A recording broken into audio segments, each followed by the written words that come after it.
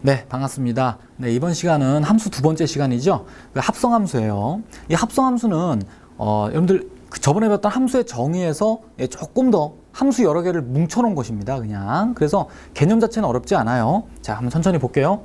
자, 함수가 두 개가 주어져 있습니다. fg가 있고 이 f 함수, g 함수를 갖다가 이렇게 다시 연결해 놓은 것을 합성함수라고 그래요. 그 보시면 그대로 f 그림 그대로 있고요. 여기 g 그림 그대로 있죠. 그지? 그래서 아까 연결된 그 숫자가 y 집합을 중간에 이렇게 두고서 서로 연결이 돼 있어요. 자, 이런 함수를 합성함수라고 합니다.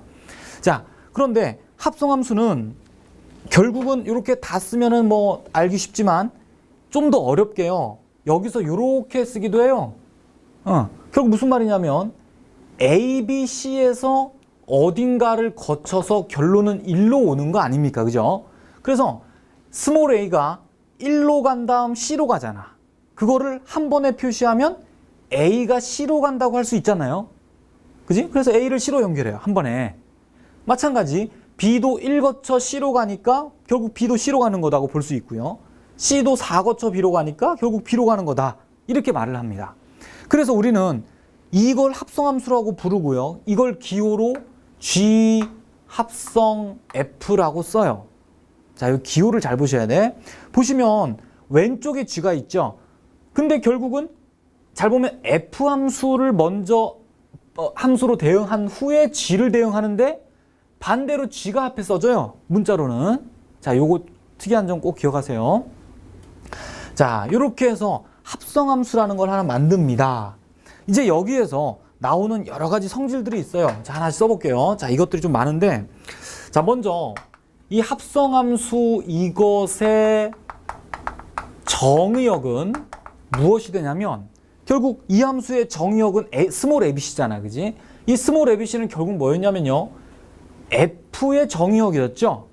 그러니까 요 뒤에 있는 함수 f의 정의역이 됩니다. 그 다음 이 함수의 gf 합성함수의 공역은요, 이 공역은 결국 뭐가 돼요? 결국 g라는 함수의 공역이 되죠. 그지? 그래서 g의 공역이 된다. 자, 이렇게 말을 할 수 있어요. 자, 그런데 자, 여러분들 이 말을 그냥 외우려고 하지 말고 그냥 외우지 마시고 반드시 그림에서 이해하세요. 그러면 헷갈릴 게 없어요. 자, 두 번째는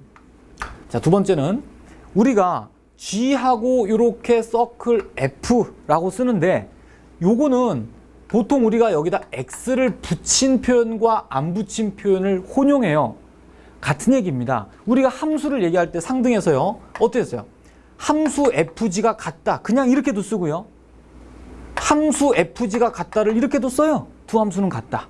그러니까 요 뒤에 있는 X라는 값은 보통 생략해서 우리가 보통 잘 말을 합니다. 자, 그러면 요 이제 합성된 표현이 있는데요. 얘가 G하고 이렇게 괄호를 크게 만들고요. FX라고 쓴 이런 경우가 돼요. 자, 이게 무슨 말이냐면 요거 한번 잠깐 예를 볼게. 자, 요 예에서 그냥 G 합성 F의 스몰 a를 계산하면 뭡니까? 이 함수는 a가 C로 간다. 이렇게 볼 수 있잖아. 그지?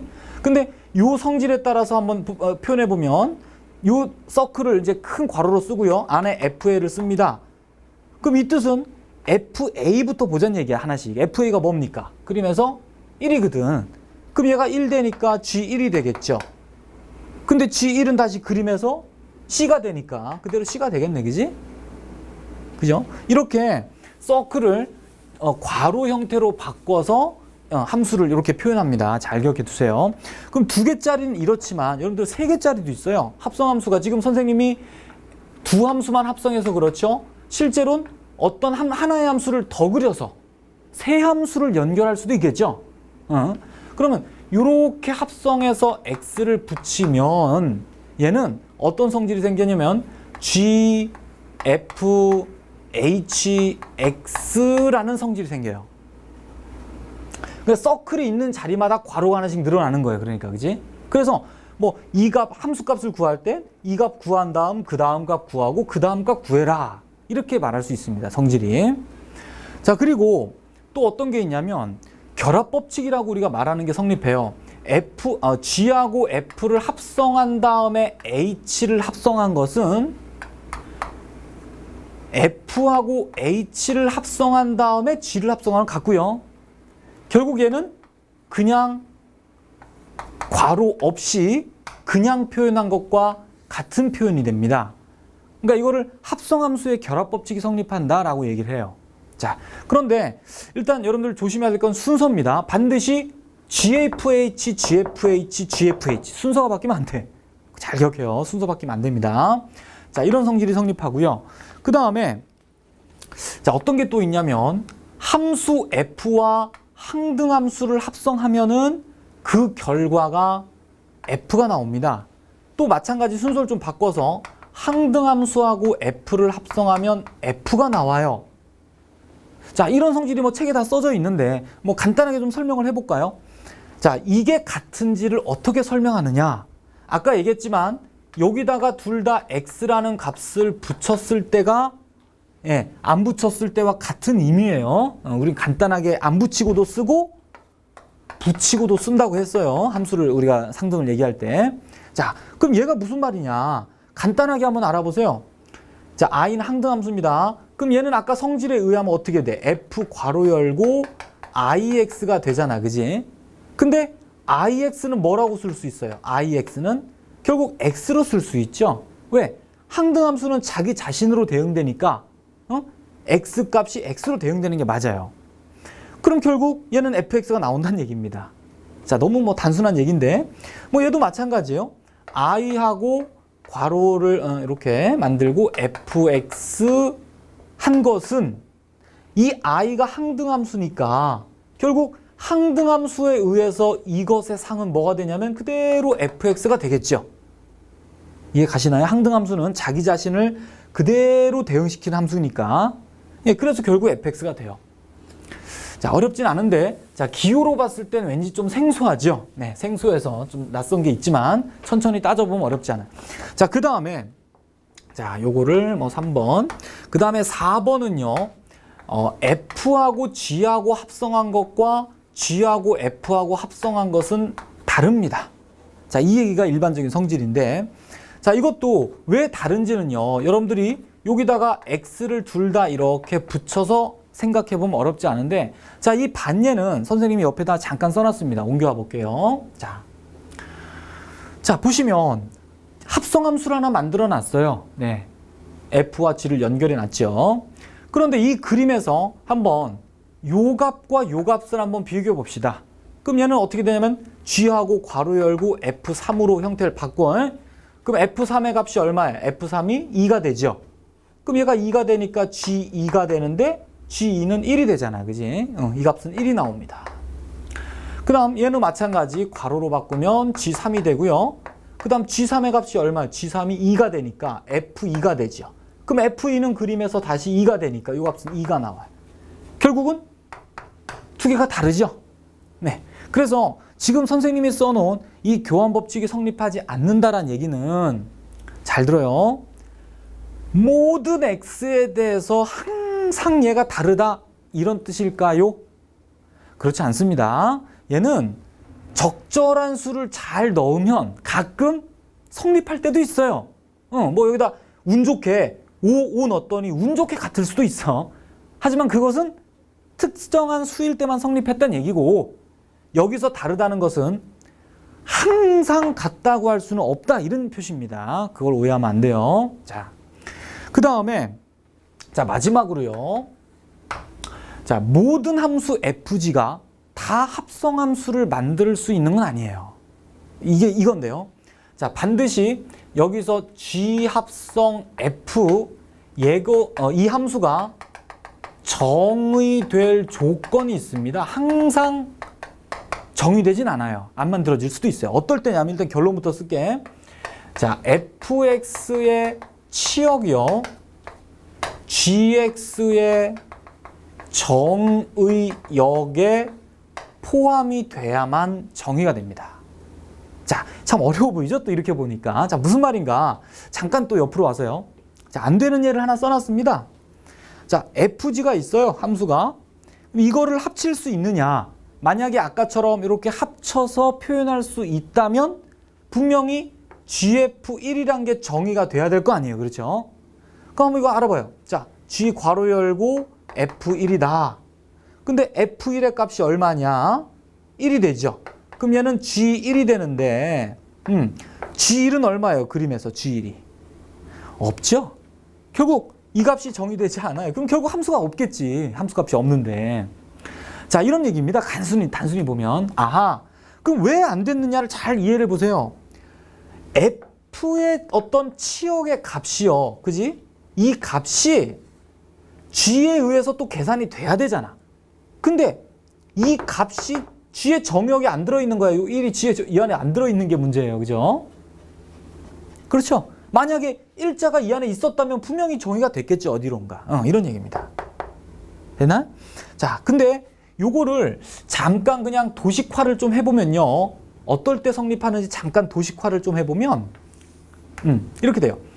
함수가 이렇게 돼요. f가 이렇게 간답니다. 여기 있는 숫자들을 1로 보낸대요. 대응되는 걸 좀 선생님이 좀 덩어리를 크게 표현한 건데요. 구체적으로 안 쓴 거죠. 그런데 거기 나온 값들을 가지고 또 함수 g가 정의가 돼야 됩니다. 함수 g가 g는 여기 있는 숫자들을 1로 대응시키는 함수예요. 그러니까 당연히 f에 있는 것이 대응된 숫자가 g에 의해서도 갈 수가 있겠죠. 이해가 가나요? 네. 이렇게 좀 그림으로 이해되면 좀 빠르기도 합니다. 이해가.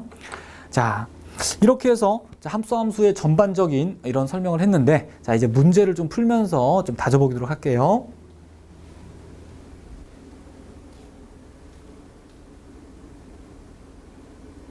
자, 첫 번째 문제입니다. 자, hx라는 함수가 주어져 있어요. 그림과 같이. 우리가 보통 fx라고 너무 많이 써서 좀 식상할까봐 문자만 h로 바꾼 거예요. 실제로 문자는 중요하지 않죠. 자, hx라는 함수가 주어져 있고 y는 x와의 관계가 나타나 있습니다. 자, 이런 도형 문제, 함수 문제에서 그래프를 여러분들이 볼 때 이 y는 x라는 직선이 하는 역할을 잘 한번 보세요. 여기서 1이라는 숫자가 y는 x에 대응된 값은 얼마입니까? 1이겠죠. 그 다음 2라는 값이 y는 x에 대응된 값은 당연히 2겠고요. 마찬가지로 3, 4, 5가 됩니다. 그러니까 너무나 당연한 얘기인데 처음부터 선생님이 얘기해서, 하지만 실전에서 여러분들이 해석할 때 이 부분을 자꾸 놓쳐가지고 문제되는 수도 있습니다. 자, 이렇게 숫자들이 다 동일하다는 거 결국 항등함수죠. 이제 hx에 대해서 이 값을 구하라가 문제예요. 그럼 합성함수의 여러분들 그 성질 중에 요 합성 기호를 어떻게 해요?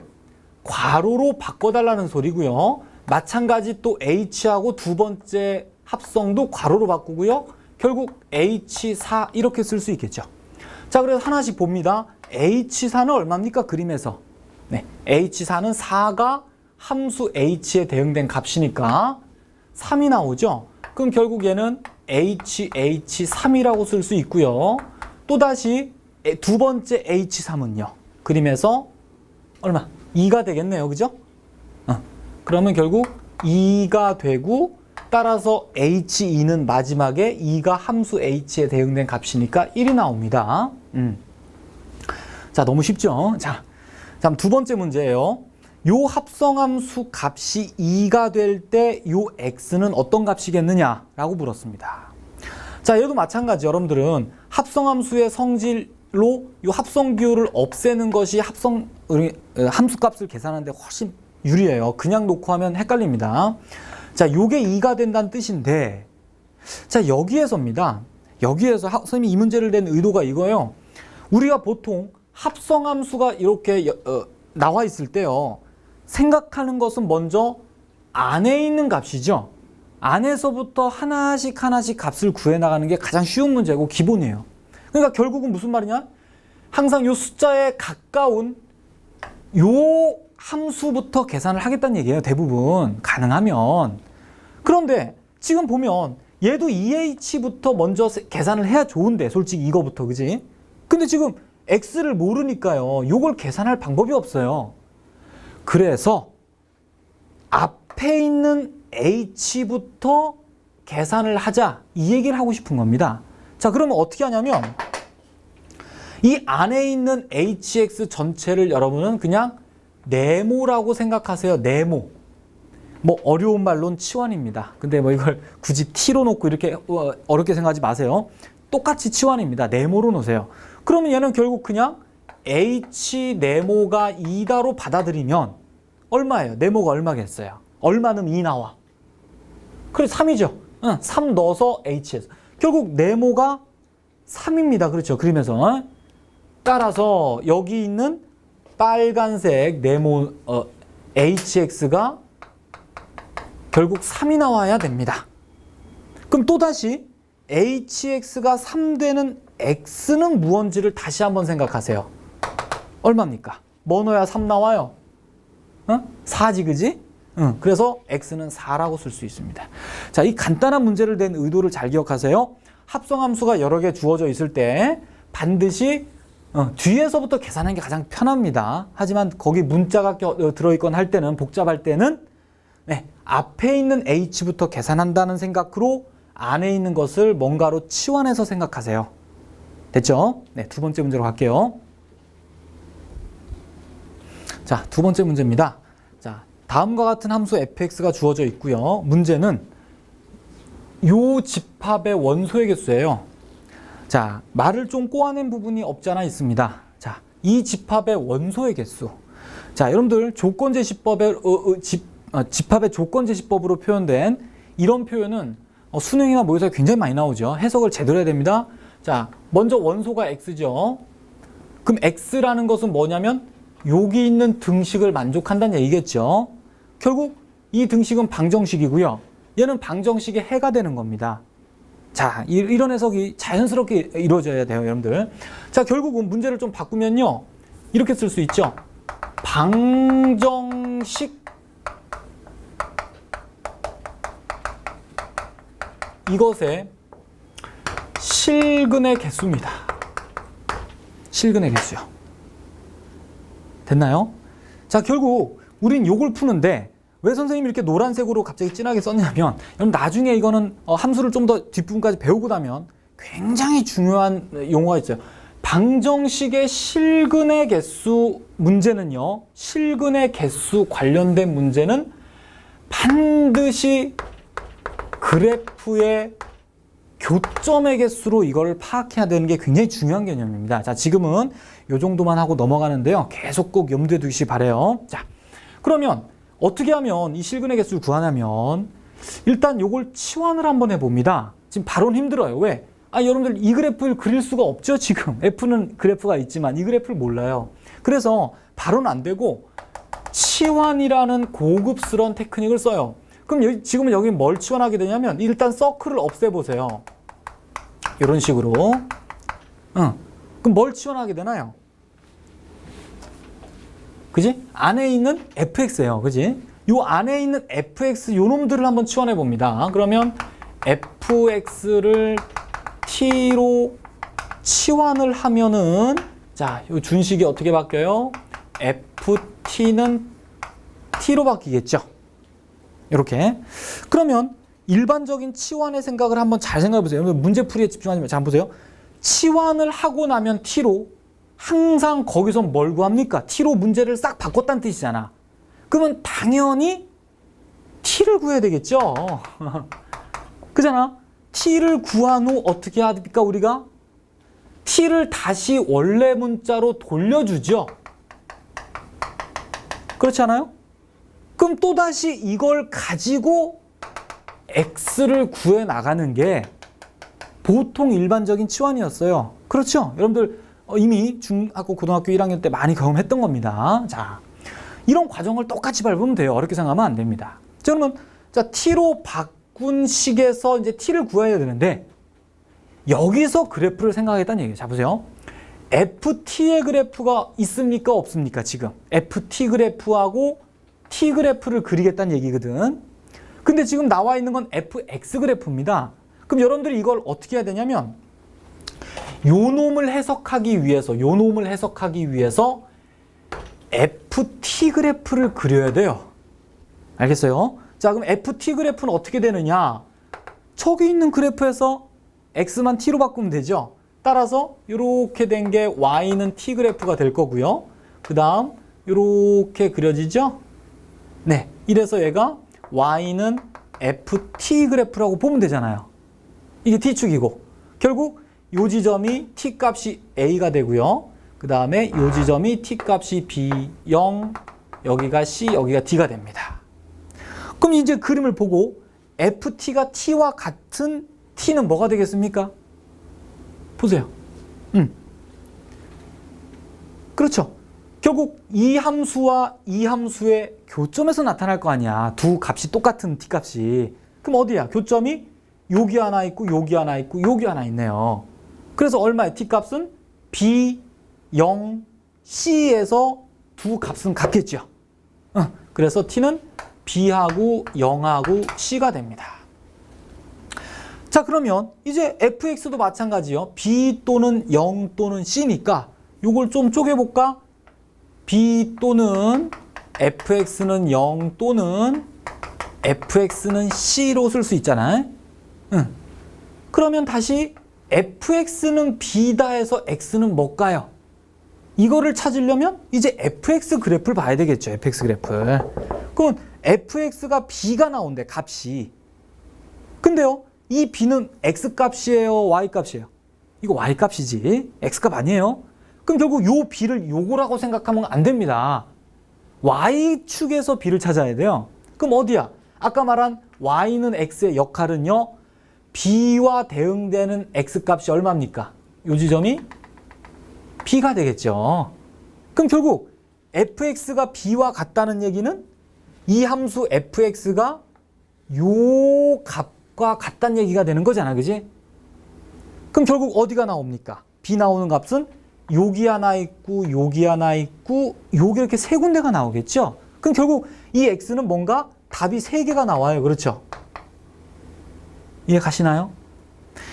자, 참고로 뭐 나와 있는 건 말고 그냥 없는 건 잠시 적죠. 적당히. 이걸 뭐 문자 2로 쓰면 되겠죠. 없는 문자로. 그 다음에 뭐 요 지점은 또 없으니까 뭐 F는 좀 그런가? H 이렇게 좌표를 임의로 놓으면 결국 B가 되는 X 값은 뭐가 돼?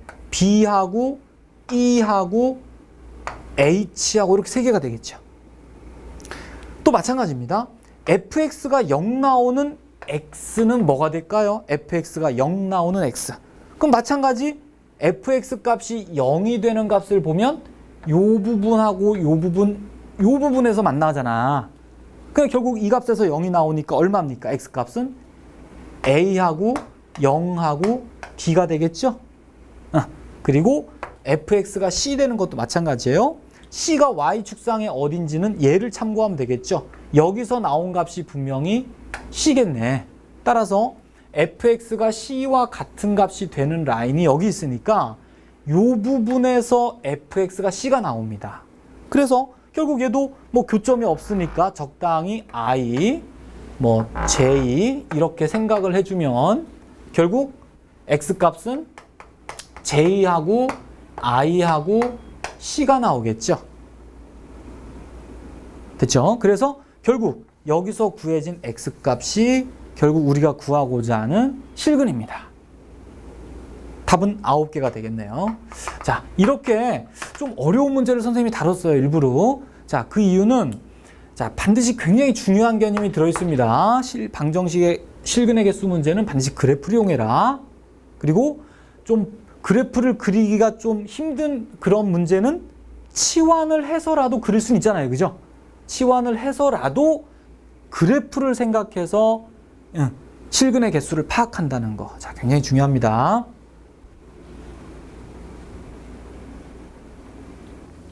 자, 세 번째 문제죠. 다음과 같은 함수 관계식을 주고요. fx와 f3을 구하라가 문제예요. 자, 이거는 뭐 여러분들 기본서에 어디에나 들어있는 가장 평범한 문제입니다. 자, 얘를 어떻게 여러분들이 해석하면 좋으냐면 이 두 개의 차이를 먼저 fx부터 구할 거예요. 자, 차이를 한번 잘 보세요. 얘는 괄호 안에 뭔가 덩어리의 복잡한 식이 들어있고요. 얘는 괄호 안에 하나의 문자만 들어있다는 게 차이입니다. 그렇게 시각을 보세요. 반드시. 그러면 이걸 가지고 얘를 구하려면 얘가 한 문자로 바뀌어야 된다는 거예요. 그지? 한 문자로 바뀌어야 돼요. 그래서 어떤 걸 이용하면 얘도 치환을 이용합니다. 자, 치환이라는 게 참 보면은 수학 전반적으로 어떤 단원에 치우치지 않고 항상 나와요. 그래서 자, 얘를 한 문자로 바꾸는데 x니까 x로 바꾼다. 될까요? 안 될까요? 이상하잖아. 그지? 얘는 x랑 같은 게 아니라 어떤 하나의 문자라는 것이 중요합니다. 그래서 이렇게 치환을 해요. 그렇죠? 그러면 얘는 식이 어떻게 되나? 얘는 식을 다시 쓰면 f 이제 t라고 쓸 수 있죠. 치환했잖아. 그럼 여기는 뭐야? 4x 플러스 1. 자, 이러면 되겠죠. 근데 뭔가 이상하죠, 얘도? 왜? ft란 뜻은 t에 관한 함수인데요. 어떻게 x로 된 식이 있으면 이상하잖아요. 그러니까 요거는 지금 4x 플러스 1을 써서는 안 된다는 얘기잖아. 그럼 어떻게 할까요? 얘를 t식으로 만들어야 되거든. 그러면 x를 t로 바꾸기 위해서 여기서 써놓은 이 등식에서요, 여러분들이 x를 만들어줘야 됩니다. 그 요식 변형해서 x로 표현하면은 여러분 할 수 있겠지, 쉽게. 2분의 3t 플러스 1이 나오겠죠. 요 x를 갖다가 여기다 넣습니다. 그렇겠지? 그러면 식이 4 곱하기 x 자리에 t를 요걸 집어넣으니까 2분의 3t 플러스 1 플러스 1 나옵니다. 자, 그래서 뭐 어렵지 않게 이거 정리하면요. 답은 6x 더하기 3이 나와요. 네, 이렇게. 미안해. 6t 더하기 3이 나옵니다. 이런 식으로요.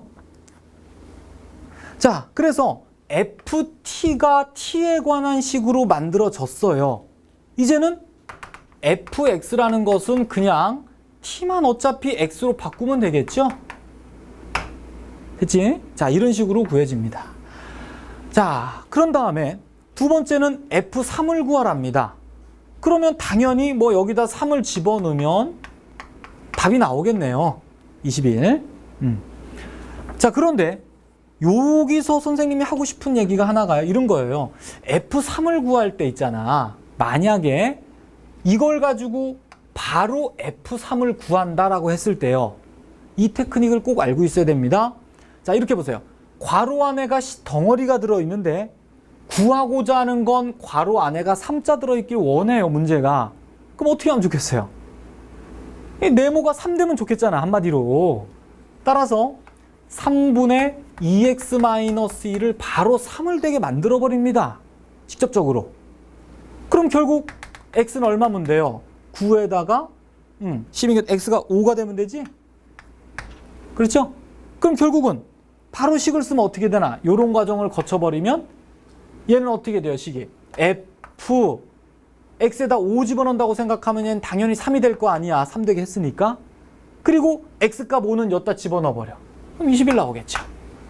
자, 함수의 이것도 뭐 간단한 테크닉인데, 네, 식을 구할 것이냐, 함수 값을 구할 것이냐에 따라서 함수 값이면 간단하게 구해버리는 방법이 있다는 거 꼭 기억하세요. 함수를 구해서 3을 넣을 필요 없겠죠? 자, 이거 말고도 솔직히 합성함수는 함수 전반적으로 여러분들이 삼각함수든 뭐 뒤에 배울 역함수든 유리함수든 계속해서 합성함수는 사용됩니다. 자, 함수의 기본 테크닉이라고 생각하시고, 자, 많은 문제 연습하시기 바랍니다. 네, 수고하셨어요.